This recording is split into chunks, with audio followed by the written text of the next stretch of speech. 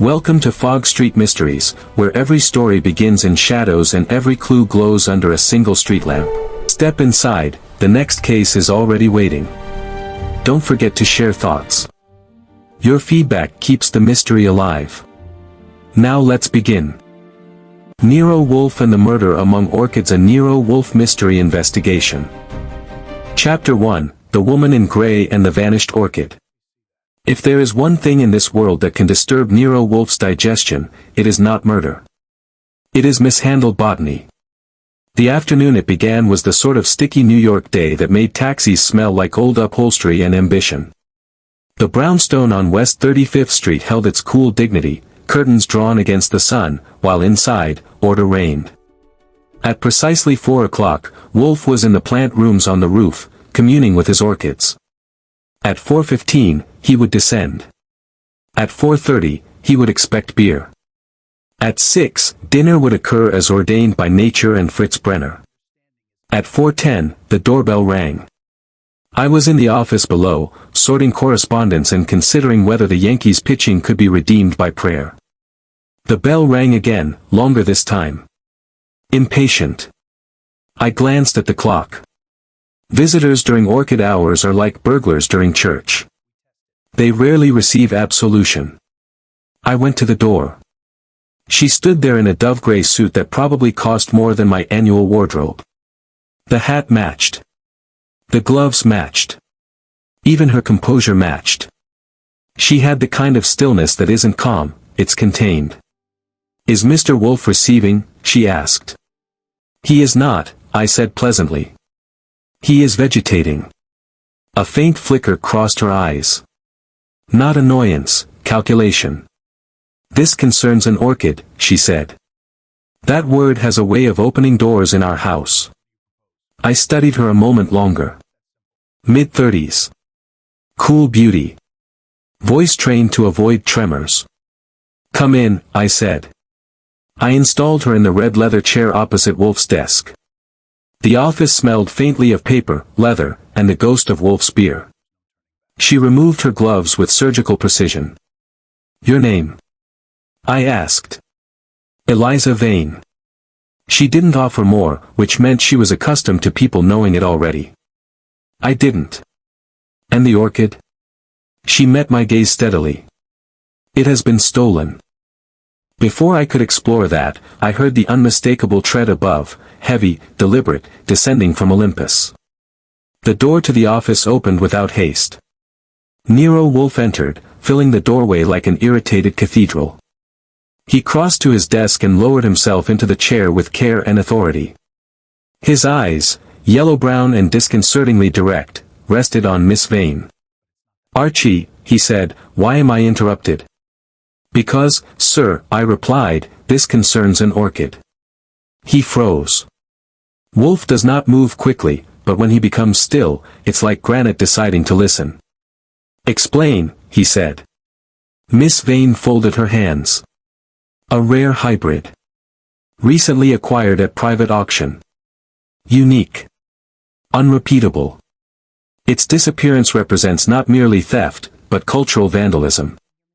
Wolfe's lips compressed. "What hybrid?" She hesitated, a flicker so brief most men would miss it. "Black Wraith," she said.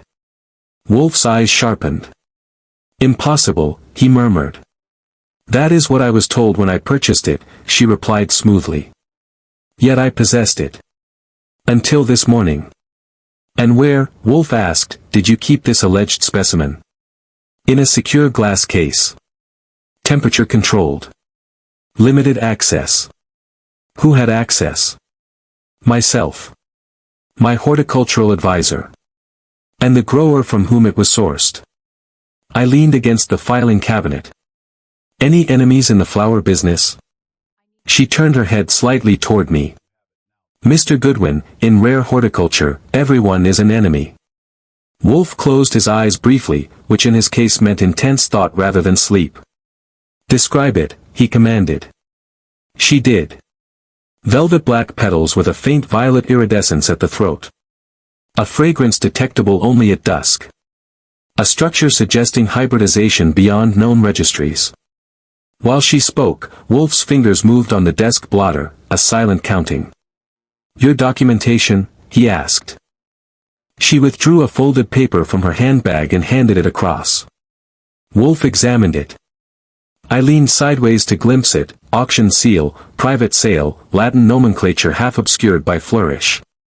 Wolfe's nostrils flared. "This certification," he said slowly, "is incomplete." "It is authentic," she replied. "It is insufficient," he corrected.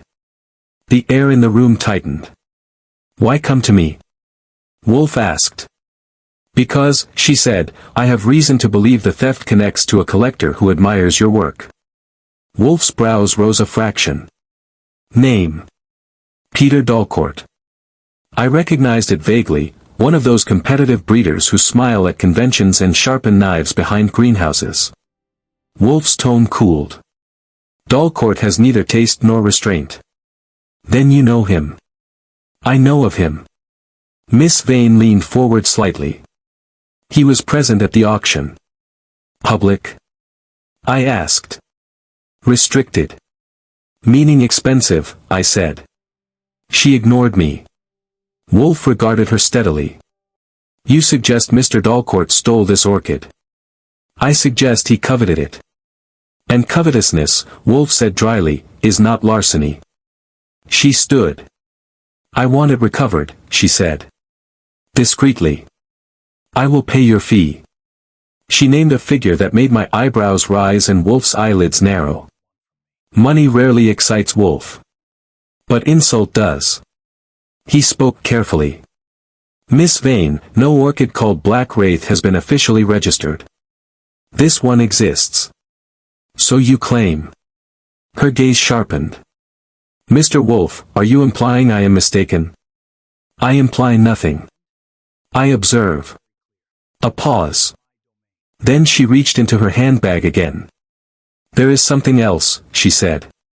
From within, she produced a small envelope. Inside was a photograph. She placed it on the desk.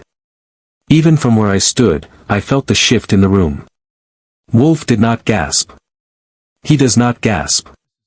But his massive frame grew rigid. The photograph showed a greenhouse interior. His greenhouse. Specifically, the locked east case. And inside it, a black orchid. Wolfe's voice, when it came, was low and precise.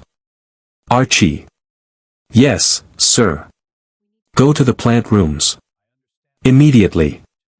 I did not run. One does not run in Wolfe's house unless fire is visible. But I moved with conviction. The stairs felt longer than usual. The air grew moist as I reached the roof level. The familiar scent enveloped me: earth, fertilizer, bloom, controlled life. I entered the east section. The locked glass case stood where it always did. Closed. I unlocked it. The interior shelf, third tier, left quadrant, was empty. Not disturbed. Not shattered. Not broken. Empty.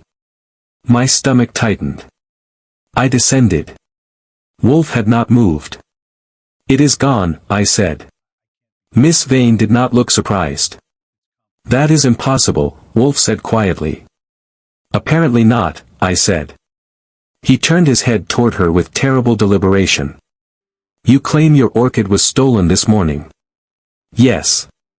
"And you possess a photograph of mine containing the same specimen." "Yes." "Taken when?" "Yesterday." The silence that followed was thick enough to bottle. I felt it then, the shift from irritation to something colder.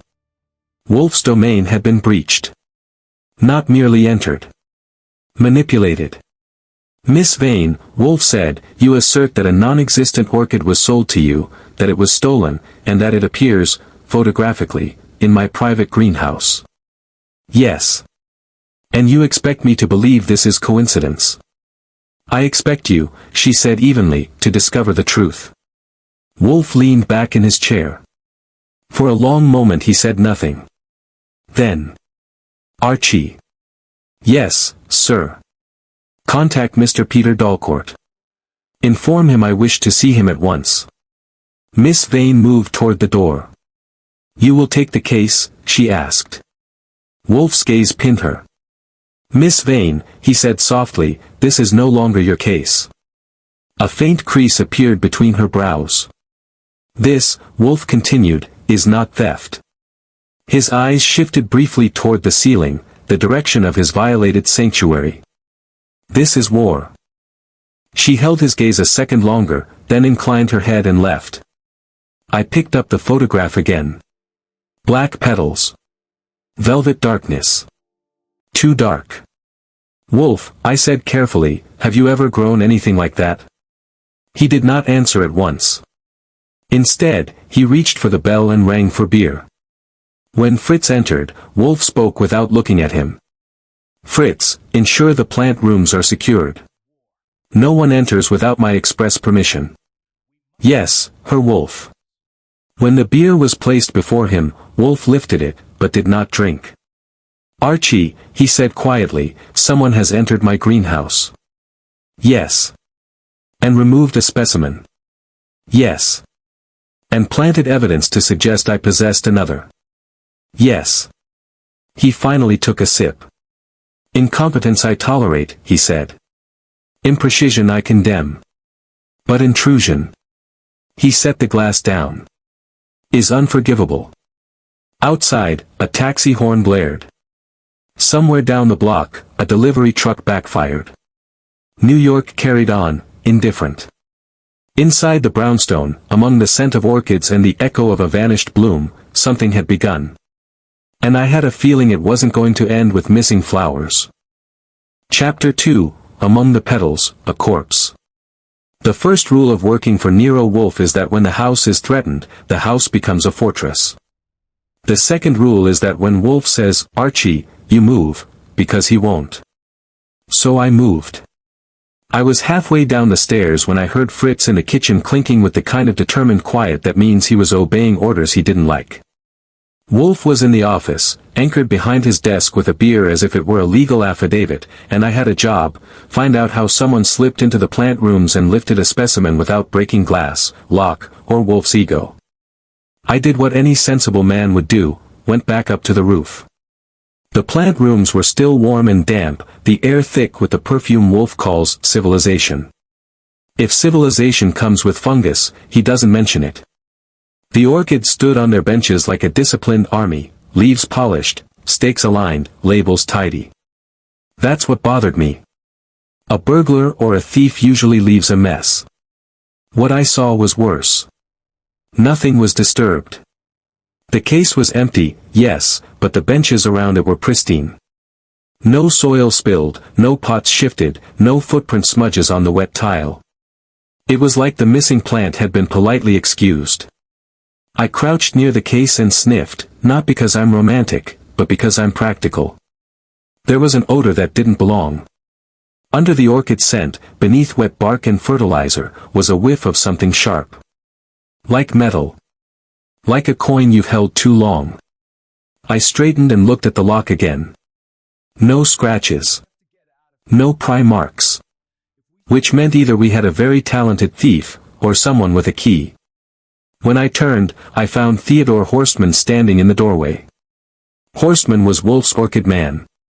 Not his gardener, his priest. He was long, pale, and usually as emotionless as a label. Now his eyes were too bright. "Goodwin," he said. "Theodore," I replied. "You look like you saw a spider." "A spider," he said flatly, "would be preferable. Mr. Wolfe told me not to enter, but I—" "You disobeyed an order," I said. "That's practically suicide around here." He didn't blink. "Something is wrong. Besides the missing flower." He pointed, and I followed the angle of his finger to the far bench, near the drainage channel. A pot lay on its side. That was new. It didn't match the rest of the tidy world. The pot was cracked. Bark chips and damp moss were scattered. And there was a smear on the tile, dark and ugly against the clean wet floor. Horstman's voice was very quiet. "That is not potting soil." I knelt. It wasn't soil. It was blood. There are moments in my line of work when you want to stop being Archie Goodwin for about 3 minutes. Just long enough to be an accountant in Newark. This was one of them. I followed the smear. It led behind the bench where Wolfe kept his fussiest cattleyas. I ducked, swore under my breath, and felt my hand brush something that shouldn't have been there, something warmish in the humid air, but cold in the meaning of it. A shoe. I pulled back slightly and got a better angle. A man lay wedged between bench legs and the wall, half hidden by foliage. His face was turned to the side, cheek pressed into wet tile. His eyes were open, staring at nothing, and his mouth had the slack surprise of someone who hadn't planned to die today. I didn't touch him. I'm not sentimental, but I'm also not foolish. Horstman whispered, "Who is that?" I leaned closer, careful not to kneel in blood.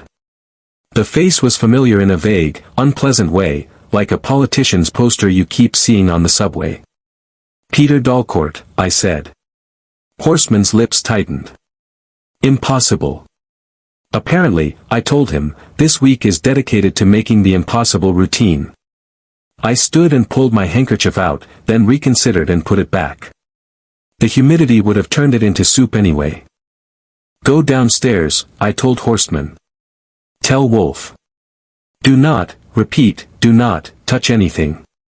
Not the pot, not the bench, not the body, and if you feel faint, do it quietly." He hesitated. "The plants. The plants will survive," I snapped. "Dalcourt won't." He went. I stared at Dalcourt's body for a moment longer. He was dressed well, too well for crawling around a greenhouse. Suit trousers, polished shoes, a white shirt now stained at the collar with blood. He looked like a man who came here expecting to talk, or threaten, or steal something, maybe all three. Then something else caught my eye. Near his right hand, clenched loosely against the tile, was a torn scrap of paper. I used a pencil from my pocket, because I am a man of experience and occasional foresight, and nudged it into view. It was part of an orchid label. White plastic, snapped and torn, with ink smeared by moisture. Only 3 letters were readable. "Now." I felt my spine tighten. Nero. Or Neronia. Or 100 other things, but in Wolfe's house, had a bad ring. I backed away from the body and headed downstairs 2 steps at a time. When I reached the office, Wolfe was already standing. That will tell you the seriousness of the matter. Wolfe stands about as often as a monarch serves his own dinner. His face was pale under the flush of the day, and his eyes were fixed on Horstman, who had reported in a rush and was now hovering like a guilty stork. "What," Wolfe said, "is the meaning of this?" "Body," I said. "Upstairs. Peter Dalcourt. Bleeding. Dead." Wolfe's jaw tightened so hard I could almost hear his molars complain. He sank back into his chair, but not because he was calm. Because sitting is how he wages war. "Mr. Dalcourt," he said slowly. "In my plant rooms." "Yes," I said. "Right next to your prize cattleyas. If he had any taste, he would have died in a less insulting spot."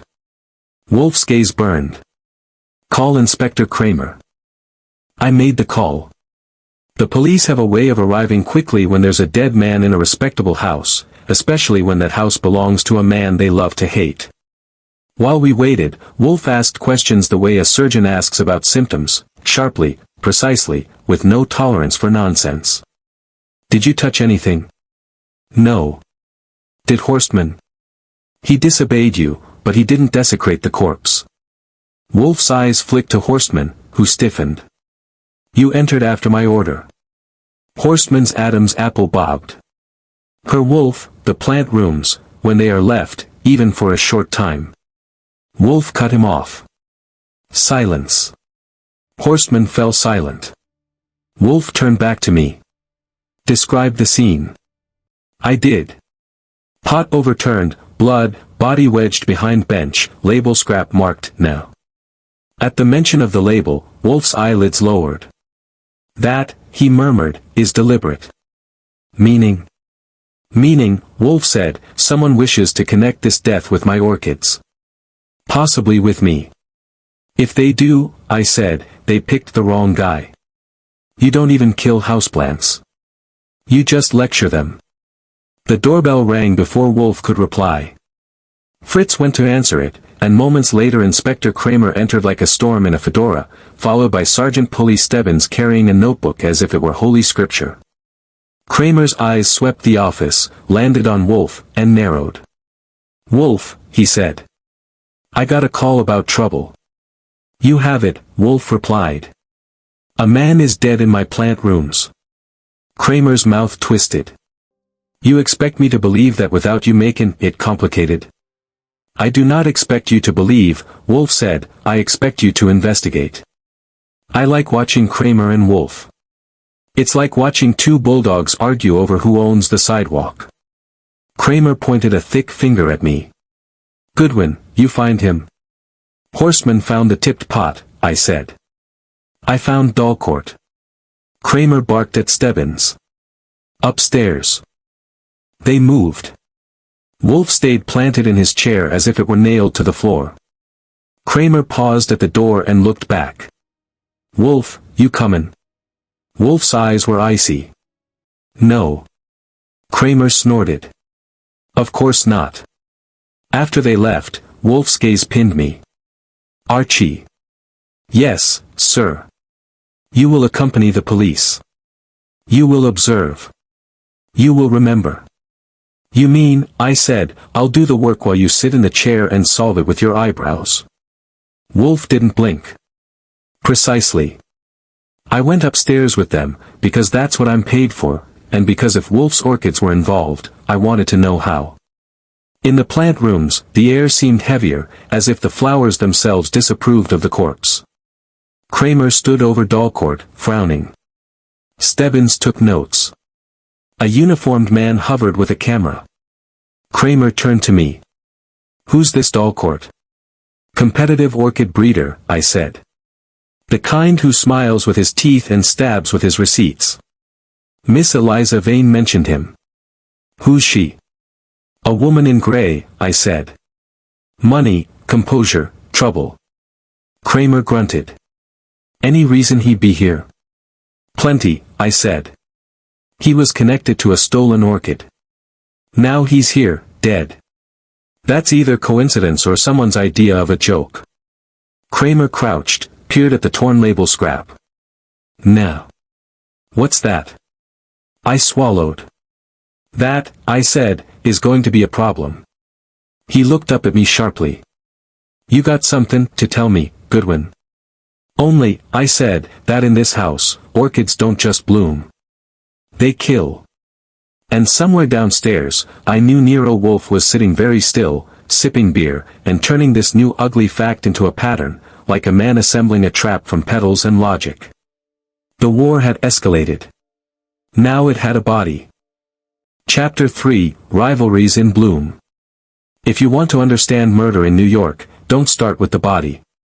Start with who wanted something badly enough. In this case, what everyone wanted had petals. The morning after Peter Dalcourt's inconvenient demise, the brownstone felt like a courtroom disguised as a conservatory. Inspector Kramer had removed the corpse and most of the official suspicion, but he'd left behind a residue of authority and two uniformed men who hovered outside like decorative gargoyles. Wolfe, of course, was above it all. At 11 o'clock sharp, he was in the plant rooms. Murder did not interrupt orchid hours. Death could wait, Phalaenopsis could not. When he finally descended at noon, flushed and faintly damp from humidity, he settled into his chair as if the world had resumed proper orbit. "Report," he said. I gave him one. Kramer had confirmed the cause preliminarily, blunt trauma to the back of the head. No weapon found yet. Dalcourt had likely been struck from behind. No forced entry on the greenhouse. No sign of robbery, his wallet remained, full of bills and irritation. "And the label fragment?" Wolfe asked. "In Kramer's pocket, unless he swallowed it out of spite." Wolfe grunted. "Nah," he murmured. "An incomplete suggestion." Or a planted one, I said. You're the only Nero in the house. He fixed me with a heavy stare. Archie, narcissism is unattractive. I'll work on it. He ignored that. Miss Vane.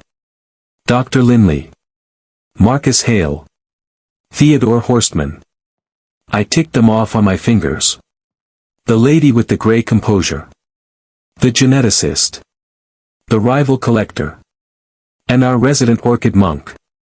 Interview them, Wolfe said. Individually. Observe, irritate, extract. And you? I shall think. Which meant he would sit in that chair, drink beer, eat magnificently, and rearrange human motives like chess pieces. It's infuriating how often it works. 1. Dr. Horace Linley. I found Dr. Linley at a laboratory on East 68th Street that smelled like alcohol and ambition. He was thin, bespectacled, and wore a lab coat as if it were a moral position. He peered at me over steel-rimmed glasses. You're Wolfe's assistant. Archie Goodwin. I handle the legwork while he handles gravity. He didn't smile. You're investigating Dalcourt's death, he said. That's the idea. He removed his gloves carefully. I had nothing to do with it. I haven't accused you yet. You will. Confident man. What was your relationship with Dalcourt? Professional rivalry, he said flatly. He was reckless. Claimed breakthroughs he hadn't achieved. Hybridized irresponsibly. Like inventing a black wraith? I asked lightly. His eyes sharpened. That name, he said, is theatrical nonsense. Miss Vane swears it exists. Miss Vane swears many things. That was interesting. You don't care for her. I care for science, he replied. She cares for spectacle. Were you at the auction? Yes. And disappointed? I was disgusted. Why? Because Dalcourt produced documentation for a hybrid that has never been verified. He bid strategically. He inflated the price. For profit. For attention. He leaned closer. Mr. Goodwin, if such a hybrid existed, it would alter classification frameworks. But it does not. It cannot. Can't, I said, or shouldn't. His jaw tightened. Both. I left him with the distinct impression that if someone faked a revolutionary orchid, Linley would consider it blasphemy. Blasphemy has killed before. 2. Marcus Hale. Marcus Hale received me in a brownstone uptown that tried too hard. Velvet curtains. Marble busts. An orchid in every corner like trophies. He was broad-shouldered, silver-haired, and smiled as if photographers followed him. Ah, Mr. Goodwin, he said warmly. Tragic business about Peter. You didn't send flowers, I hope. He laughed politely. We were competitors, he admitted. But not enemies. Difference? Enemies lack respect. And you respected him. Insofar as one respects audacity. We sat in a drawing room that probably cost more than my childhood neighborhood. You bid at the auction, I said. I did. On the Black Wraith? Yes. And lost. His smile cooled a degree. By a narrow margin. To Miss Vane. Yes. You think it was genuine? He paused just long enough. I think, he said smoothly, that belief is profitable. For whom? For whoever controls it. And who controlled it? Dalcourt, naturally. There it was, the suggestion that Dalcourt engineered the myth. Where were you yesterday afternoon? I asked. In my conservatory. With 3 guests. Names? He supplied them easily. Too easily. As I stood to leave, my gaze drifted to a pot near the window. The soil was darker than the others. Richer. New fertilizer? I asked casually. He followed my gaze. A special blend, he said. Imported. Smells metallic, I said. He smiled again. Innovation always does. I filed that away. 3. Miss Eliza Vane. She received me in a hotel suite overlooking Central Park, gray replaced by midnight blue. The city below hummed, taxis, horns, ambition on wheels.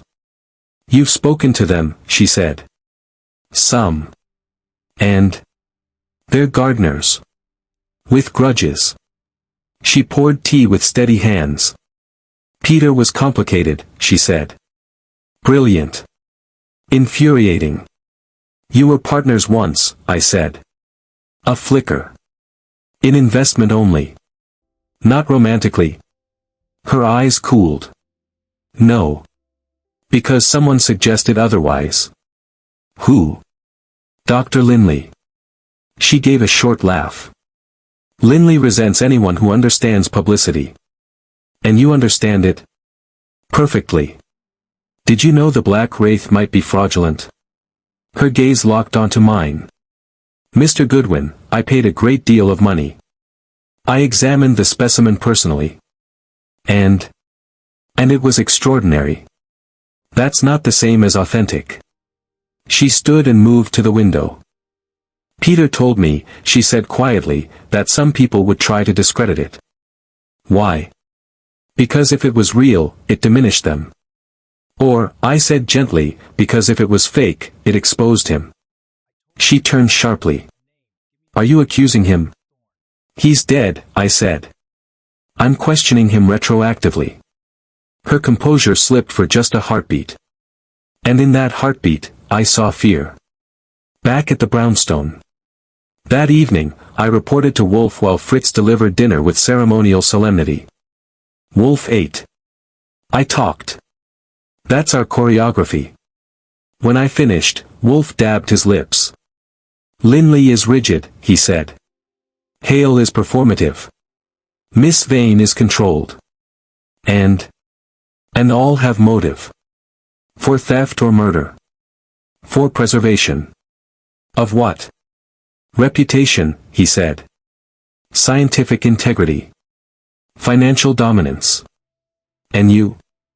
I asked. He looked at me. I seek only truth. Modest. He ignored that. The fertilizer, he said. Metallic. Yes. Find its composition. I'll sniff around. Archie. Yes. Dalcourt's presence in my greenhouse was not accidental. Nor was the label fragment. You think someone planted it? I think, Wolfe said slowly, that someone wished to implicate me, or to force my involvement. Congratulations, I said. They succeeded. He lifted his beer. Not entirely. What do you mean? His eyes gleamed faintly. Archie, orchids do not lie. I sighed. People do. Precisely. Outside, New York darkened into neon and shadow. Somewhere, a diner poured coffee for a cab driver. Somewhere else, someone counted money they shouldn't have. And in the plant rooms above us, the orchids breathed in humid silence, witnesses with petals instead of tongues. Dalcourt was dead. The Black Wraith was missing. And everyone we'd met wanted something to bloom, or to stay buried. Chapter 4, The Fragrance of Deceit. There are two kinds of lies in New York. The loud kind, told in bars, taxis, and political speeches. And the quiet kind, told in drawing rooms, laboratories, and anywhere orchids grow under glass. By the fourth day after Peter Dalcourt's death, the quiet kind was choking the brownstone worse than mildew. Wolfe had refused to step into the plant room since the body had been removed. This was not fear. It was principle. If one thinks clearly enough, he told me from the sanctuary of his chair, orchids are unnecessary. That statement alone was enough to prove how serious he considered the situation. I had just returned from the Bureau of Plant Industry downtown, where I'd made a nuisance of myself with clerks and registries. Wolfe was finishing lunch, duckling with orange glaze, and looking moderately human again. Well, he asked. Well, I said, dropping into the red leather chair, your black wraith is as legitimate as a $3 bill. His eyelids lowered slightly. Elaborate. No registered hybrid under that name. No documented lineage matching the description. Closest thing is a rejected experimental cross from 12 years ago, abandoned as unstable. By whom? Peter Dalcourt. Wolfe's fork paused in midair. Interesting. It gets better, I said. That rejected hybrid had a working code name. Yes. Project Neronia. Wolfe set the fork down carefully. Nah, he murmured. The torn label fragment, I said. He leaned back, steepling his fingers. So. Dalcourt resurrected an abandoned experiment, rebranded it theatrically, and sold it as a singular marvel. To Miss Vane, I added. And perhaps, Wolfe said softly, to others. Eliza Vane's past. I didn't stop at registries. New York has a memory if you know where to look. Old newspapers, society columns, discreet conversations over coffee at diners where nobody listens but everyone hears. By late afternoon I had something else. Eliza Vane wasn't born Eliza Vane. 10 years ago, she was Elise Varney, junior partner in a botanical import firm that collapsed under allegations of forged certificates and misrepresented specimens. No convictions. No scandal that stuck. Just enough smoke to make you cough. When I told Wolfe, he grunted. Reinvention, he said. A common horticultural practice. You think she knew the black wraith was a fraud? I think, Wolfe replied, she is not naive. Then why come to us? He closed his eyes briefly. Because something went wrong. The vanishing assistant. It was near dusk when the next complication bloomed. I went upstairs to check on Theodore Horstman, partly out of curiosity and partly because he'd been moving around the house like a man expecting a meteor. The plant rooms were sealed tighter than Fort Knox. Horstman was not inside. His coat was gone from its peg. His room, small, immaculate, monk-like, had been stripped of essentials. No note. No forwarding address. Just absence. I came down the stairs slowly. When I entered the office, Wolfe looked up from a document. Well? Theodore's gone. He did not react outwardly, but something shifted in his eyes. Gone. Vanished. Packed light. No sermon. Wolfe inhaled through his nose. Cowardice, he said quietly, is rarely attractive. You think he killed Dalcourt? No. That was quick. Wolfe's gaze fixed on me. Horstman lacks imagination. Maybe he borrowed some. Archie. Yes. Horstman worships orchids. He would not risk their environment by committing violence among them. That's almost poetic. It is practical, Wolfe said. I paced once across the rug. Then why run? Wolfe's fingers tapped once on the desk. Because he discovered something. A hidden ledger. The discovery came from an unlikely place. Later that evening, while Kramer was busy harassing Marcus Hale for alibis, I made a discreet visit to Dalcourt's townhouse laboratory. Police tape discourages the honest, it does little to dissuade me. The place smelled of fertilizer and ego. Drawers had been searched already, but not well. Detectives look for guns and cash. They rarely look for paper that smells faintly of ink and deceit. Behind a row of cultivation manuals, I found a ledger. Not a dramatic leather-bound villain's diary. Just a practical book with columns and neat handwriting. Inside were entries for private sales. Hybrid codes. Amounts. And annotations. Several entries were marked Swap, DV. Eliza Vane. Some entries had notations like Cert Alt and Reissue Lineage. Fake certificates. Fabricated ancestry. The Black Wraith wasn't a singular marvel. It was a product. And someone had been moving it around like a shell game. I slipped the ledger into my coat and left as quietly as I'd arrived. Outside, New York pulsed under sodium streetlights. A taxi splashed through a puddle. Somewhere, a saxophone wailed from an upstairs window. By the time I reached the brownstone, Wolfe was in his chair with a glass of beer, looking as immovable as Manhattan bedrock. I handed him the ledger. He examined it without comment. Minutes passed. When he finally spoke, his voice was softer than usual. Archie, murder is rarely about flowers. No. It is about exposure. Dalcourt was threatening to expose someone. Or, Wolfe said, someone feared exposure. I leaned back. Eliza? Possibly. Hale? Perhaps. Linley? He would expose fraud for pleasure. And Horstman? Wolfe shook his head once. He would not fabricate. We sat in silence for a moment, the house breathing around us. Then the telephone rang. I picked up. A man's voice, low and hurried. Goodwin. Yes. Tell Wolfe to stop digging. Who's this? A click. Dial tone. I replaced the receiver slowly. Wolfe was watching me. Well. Anonymous horticultural advice. Detail. Tell Wolfe to stop digging. Wolfe's eyes narrowed faintly.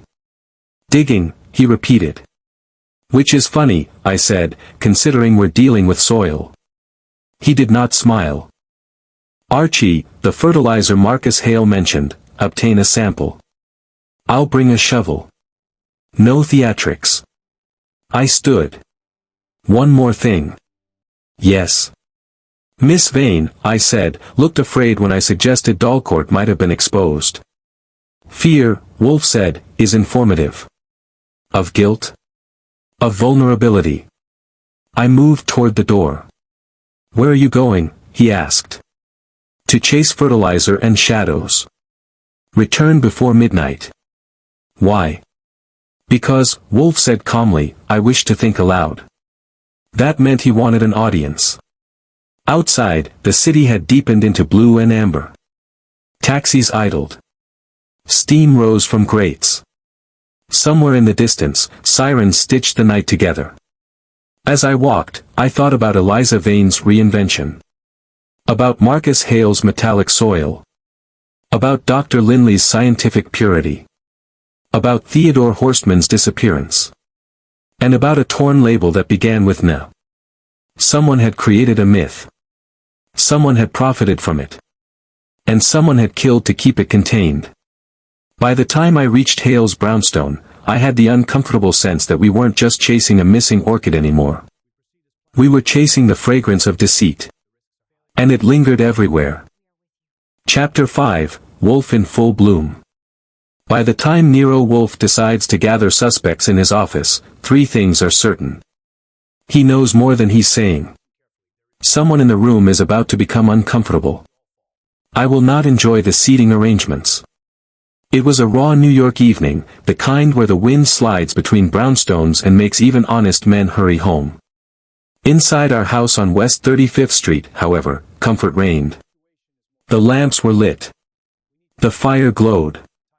Fritz had prepared coffee strong enough to dissolve regret. Wolfe sat behind his desk, monumental and composed, as though carved from well-fed granite. A glass of beer stood within reach. His yellow-brown eyes were alert but half-lidded, his version of a coiled spring. I had sent the invitations earlier that afternoon. Miss Eliza Vane arrived first, in charcoal this time, her composure polished to a mirror finish. Marcus Hale followed, impeccably dressed, smiling as if this were a recital. Dr. Horace Linley entered with clinical stiffness. Inspector Kramer came last, uninvited but inevitable, trailing impatience like cigar smoke. The only one absent was Theodore Horstman. Missing men complicate symmetry. We arranged them in the office, Vane in the red leather chair, Hale near the window, Linley upright and disapproving, Kramer planted like a bulldog near the door. Wolfe surveyed them. Thank you for coming, he began. Mr. Goodwin has exerted himself extensively. I have remained here, thinking. Kramer grunted. You better be done more than think, Wolfe. I have, Wolfe said calmly. I have deduced. I leaned against the filing cabinet. Showtime. Wolfe steepled his fingers. Peter Dalcourt, he said, was not merely a breeder. He was an entrepreneur of illusion. Marcus Hale's smile thinned. Wolfe continued. The so-called Black Wraith does not exist as a legitimate hybrid. It is a rebranded resurrection of an abandoned experimental cross, Project Neronia. Dr. Lindley's jaw tightened. Miss Vane did not move. The torn label fragment found near Dalcourt's body, was no accident, Wolfe said. It was intended to suggest either myself or the mythical specimen. Kramer folded his arms. You're saying someone planted it? I am stating, Wolfe replied, that Dalcourt was struck from behind. The label was torn post-mortem. Silence. Wolfe turned his gaze to Hale. Mr. Hale, you use a fertilizer with high iron content. Metallic odor. Distinctive. Hale's expression remained urbane. Innovation, he said smoothly. Yes, Wolfe agreed. Innovation leaves traces. Mr. Goodwin detected a similar metallic scent in my plant rooms. Hale's smile faltered by a millimeter. But, Wolfe continued, this is not sufficient for accusation. Many substances smell metallic. I saw Hale relax slightly. Wolfe shifted his gaze to Dr. Lindley. You are doctrinaire. You despise fraud in botany. I despise incompetence, Lindley snapped. And yet, Wolfe said softly, you attended the auction. You bid. For research purposes. Of course. Wolfe's eyes moved to Miss Vane. You, madam, reinvented yourself following a business failure involving falsified botanical documentation. Kramer's head jerked slightly toward her. She met Wolfe's gaze evenly. That matter was resolved. Legally, Wolfe agreed. But reputation lingers. Her fingers tightened on her handbag. Wolfe leaned back slightly. Dalcourt's ledger, he said, contains entries marked EV and Cert. Alt. Kramer swore under his breath. Miss Vane's voice remained steady. Meaning? Meaning, Wolfe said, that Dalcourt issued alternative certificates. Modified lineage. Hale shifted in his chair. Lindley's nostrils flared. Kramer barked, you're telling me this whole thing's a plant scam? Partially, Wolfe said. But not wholly. He lifted his beer, took a measured sip, and set it down. Dalcourt profited from myth. He sold rarity. He manufactured belief. But belief is fragile. And somebody killed him to protect it. I said. Precisely. The room tightened. Wolfe's gaze swept them. Theft of the Black Wraith from Miss Vane was staged. Miss Vane's composure cracked, just slightly. Staged? Yes. Because the specimen she purchased was never unique. There were multiple propagations. Hale stiffened. Lindley's eyes flicked sideways. Wolfe did not miss it. The real threat, Wolfe continued, was exposure. Dalcourt had begun to quarrel with one of you. Kramer stepped forward. Which one? Wolfe raised a hand. Patience, Inspector. I could feel it building, the pressure in the room like humidity before a storm. Dalcourt came to my plant rooms voluntarily, Wolfe said. He was admitted. No forced entry. He expected to meet someone. Hale spoke quickly. You. No. Horstman. Lindley suggested sharply. Wolfe's gaze hardened. Mr. Horstman is absent. That absence is instructive. Kramer turned to me. You said he disappeared. Yes. Wolfe nodded. His disappearance occurred after he discovered irregularities in the specimen. Hale leaned forward. Irregularities? Yes, Wolfe said. The Black Wraith in my greenhouse, briefly present, was not healthy.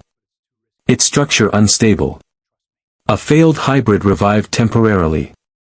Linley spoke through clenched teeth. Impossible. Not impossible, Wolfe replied. Merely unsustainable. Miss Vane's breathing had grown shallower. You're speculating, she said. No, Wolfe said gently.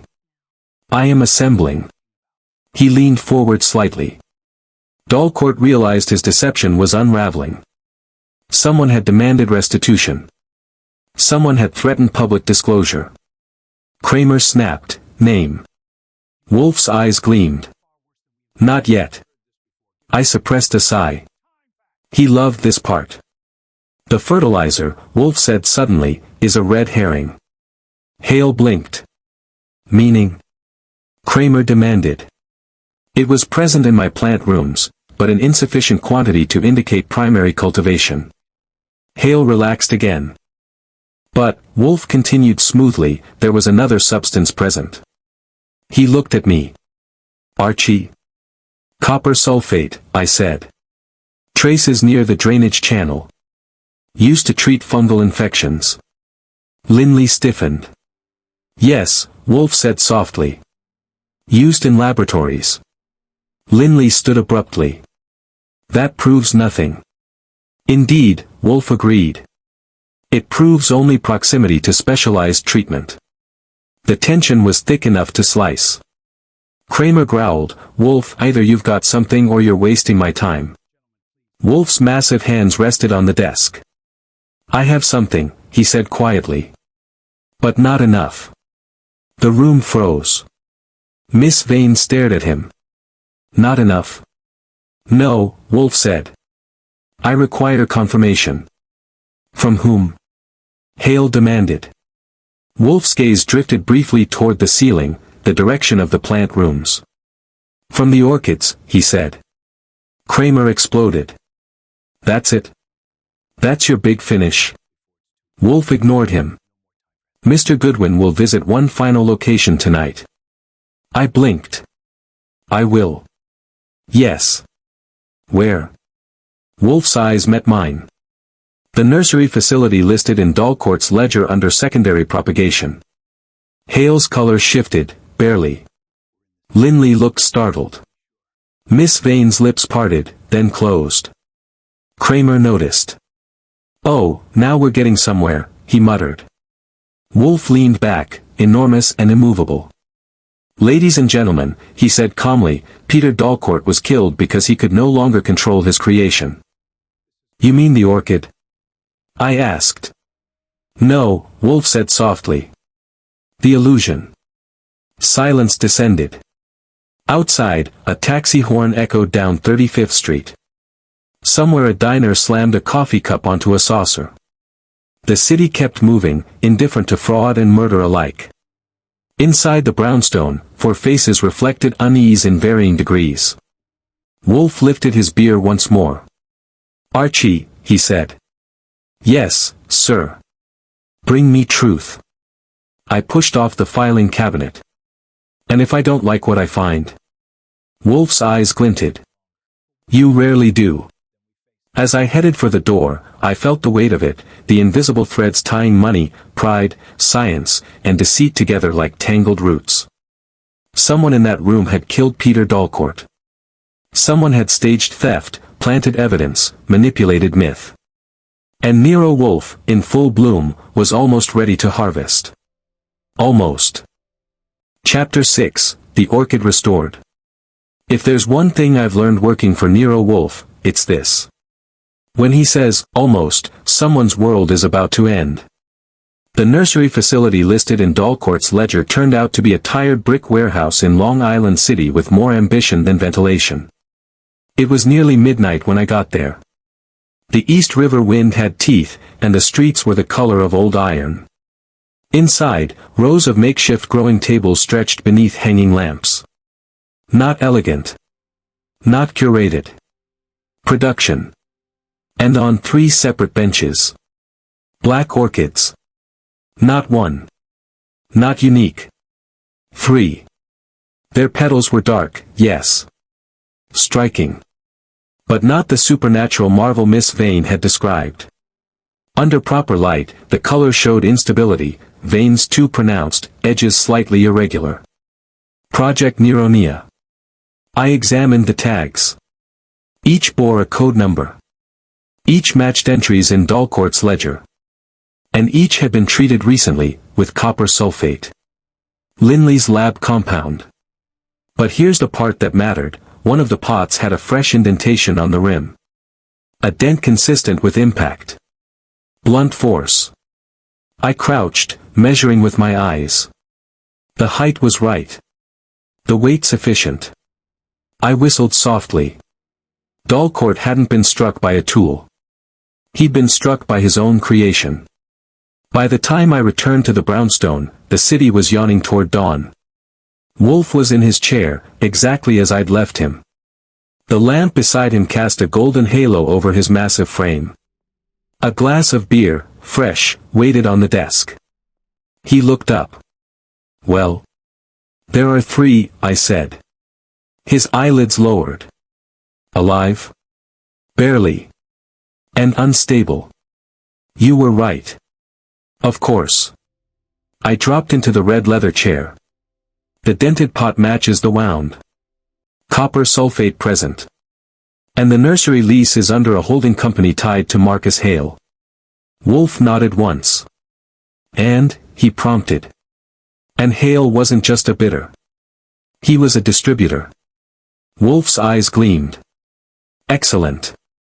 Also, I added, Horstman. Yes. He's not running. He's hiding. Wolfe's brows lifted. I found a note tucked into a cultivation manual in his room. He discovered the instability in the hybrid. Confronted someone. Feared for the plants. Not for himself.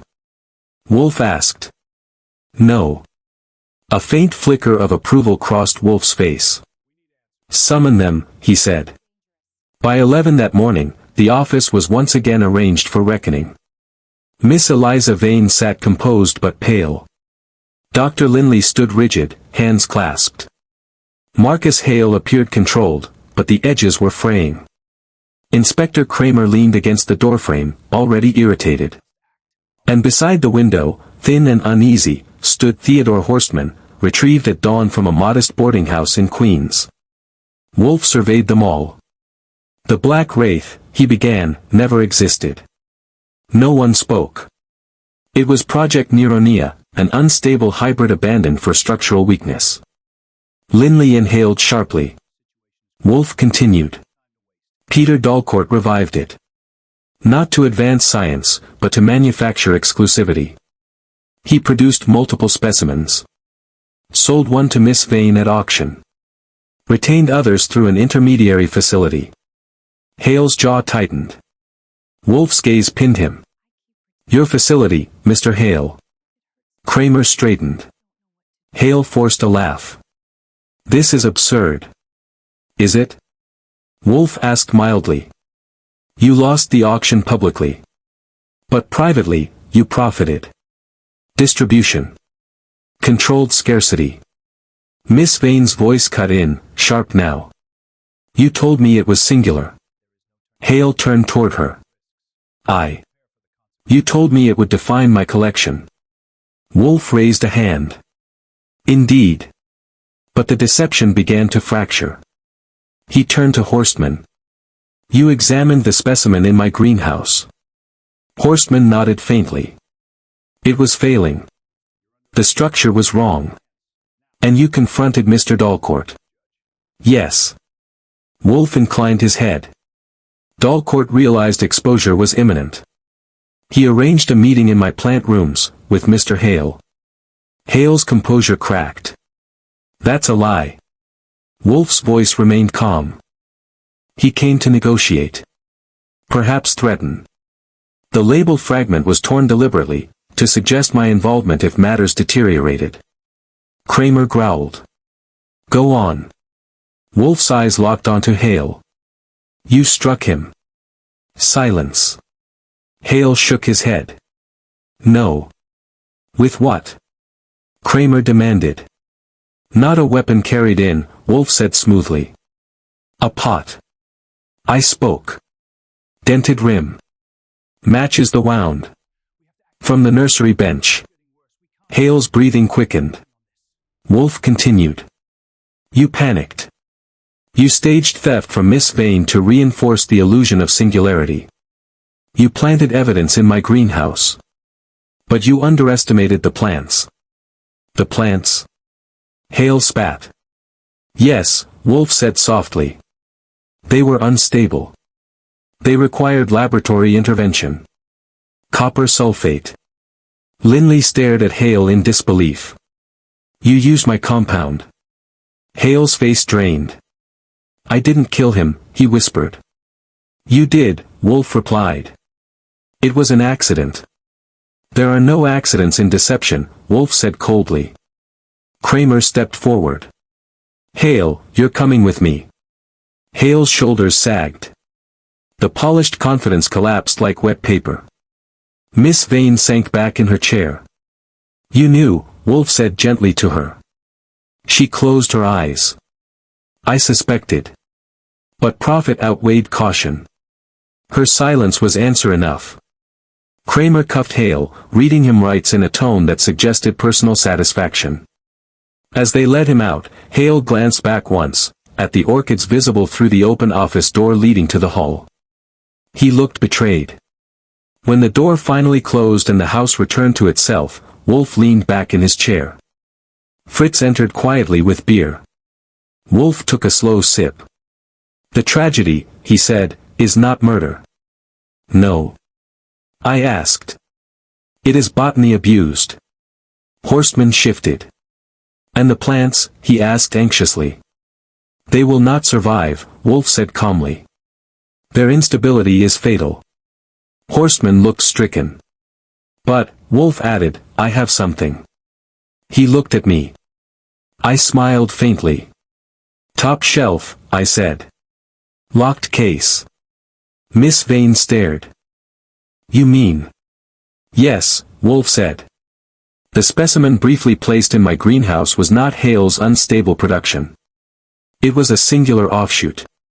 Viable. Her breath caught. You kept it. I protected it, Wolfe corrected. For what purpose, she whispered. Wolfe's eyes were steady. To prevent further corruption. Silence settled like dust. Miss Vane rose slowly. What will you do with it? Wolfe considered. Preserve it, he said simply. Properly. She inclined her head. And for the first time since she'd entered our house days earlier, her composure softened into something like humility. When she left, the brownstone felt lighter. Horstman hurried upstairs to inspect the surviving specimen. Kramer had his man. Linley had his vindication. And Wolfe had his orchids. I leaned against the desk. So that's it? Yes. No dramatic speech about justice. Wolfe looked offended. I delivered one. You called it abuse of botany. Which, he said, lifting his beer, is accurate. Outside, New York moved on. Taxis honked. Diners filled. Newspapers would carry the story briefly before discarding it for fresher scandals. Upstairs, in the humid sanctuary of glass and green life, a single black orchid rested under controlled light. Rare. Real. Unexploited. I watched Wolfe settle deeper into his chair, satisfied but not smug. You know, I said, most men solve murders with guns and footprints. Wolfe closed his eyes. Most men, he replied, lack orchids. I headed for the stairs. In this house, I said over my shoulder, even flowers can kill. Behind me, I heard the faint clink of glass as Wolfe raised his beer in quiet agreement. If you like our story, please like, share and subscribe.